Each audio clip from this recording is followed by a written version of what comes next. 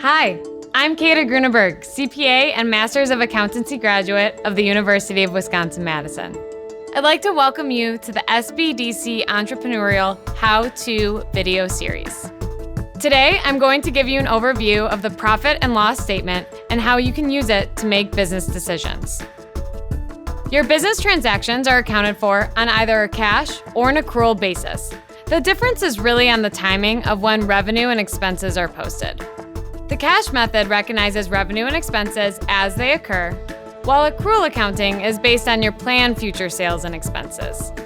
A profit and loss statement, also referred to as an income statement, shows your revenue or sales, expenses, and any resulting profit or loss you may have over a period of time, which may be monthly, quarterly, or annually. The layout of this document is revenue minus expenses equals profit or loss. Let's take a look at the statement in more detail. The revenue section is typically broken down by category. For example, if you have a retail store, you may choose to categorize items by specific types, such as books, candles, or accessories. The next line of the statement tracks the cost of the products or services and is called cost of goods sold, or COGS. For example, if you have a revenue line called games, then you would have a COGS line also called games. That would include the direct cost to purchase or manufacture the game. If you don't have any direct expenses, you will not need to worry about this line item. Revenue less cost of goods sold equals gross profit. This is the profit before all of your other operating expenses are accounted for. This section of the income statement allows you to see what types of products or services are selling the best and their associated costs.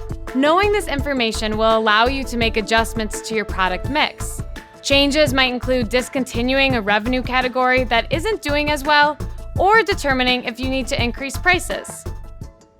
The next section lists all of the other operating expenses involved in running a business. Common categories may include advertising and marketing, payroll, rent, insurance, utilities, supplies, and so on. Revenue less expenses equals the profit or loss of the business. A positive number indicates a profit. A negative number indicates a loss. This is often referred to as the bottom line, as it is the last line on the profit and loss statement. It is important to enter data into your P&L statement in a timely manner and that the information is accurate. Reviewing your profit and loss statement regularly helps you understand the factors that impact your business, such as hosting a sale or the impacts from the holiday season. It also keeps you on a budget with your expenses.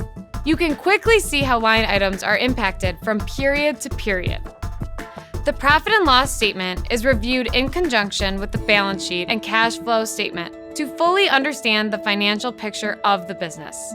To gain confidence in your ability to effectively manage your business's financial position, you may want to take a class on financial management and seek help from an accounting professional.